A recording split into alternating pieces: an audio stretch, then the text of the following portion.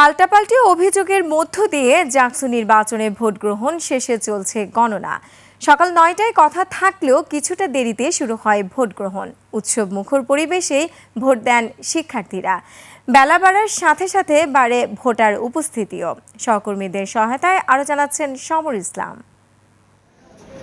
ওয়ালটন এখন দেশের সীমানা পেরিয়ে পৌঁছে গিয়েছে ৫০টিরও বেশি দেশে। ওয়ালটন, ঘরে ঘরে বিশ্বজুড়ে। ৩৩ বছর পর জাকসু নির্বাচন, সবার মাঝেই বাড়তি উচ্ছ্বাস। এখন ফলাফলের অপেক্ষা।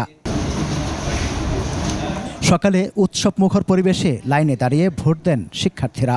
৩৩ বছর পর জাহাঙ্গীরনগর ইউনিভার্সিটিতে কেন্দ্রীয় সাকসেসরের প্রথম ভোট হচ্ছে, আমরা খুব খুশি। দায়িত্বপ্রাপ্ত যারাই থাকবেন, যেখানে থাকবেন, শিক্ষক, ছাত্র এবং অন্যান্য প্রত্যেকের কাছ থেকে জবাবদিহিতামূলক যে আচরণটা, সেটা আমরা চাই। আলোচিত প্রার্থীদের মধ্যে মীর মোশাররফ হোসেন হলে ভোট দেন ছাত্রদল সমর্থিত প্যানেলের সহসভাপতি প্রার্থী শেখ মোহাম্মদ সাদি হাসান ও শিবির সমর্থিত সমন্বিত শিক্ষার্থী পরিষদের সহসভাপতি প্রার্থী আরিফ উল্লাহ। স্টুডেন্টরা খুবই আবেগ উদ্দীপনার সাথে ভোট কেন্দ্রে আসছেন এবং ভোট প্রদান করছেন। যদি এভাবে নিরপেক্ষ, নির্দলীয়, সুষ্ঠুভাবে ভোট অনুষ্ঠিত হয়, আমরা মনে করি আমাদের পূর্ণাঙ্গ প্যানেল জয়লাভ করতে পারবে ইনশাআল্লাহ।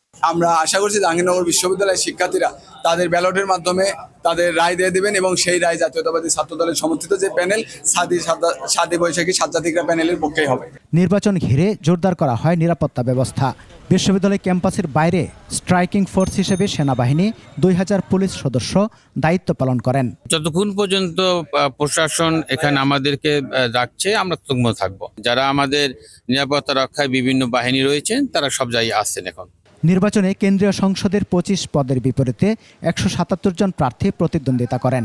বামপন্থী, ছাত্র শিবির, ছাত্রদল ও স্বতন্ত্রদের সমর্থিত মিলিয়ে মোট ৮টি প্যানেল অংশ নেয়।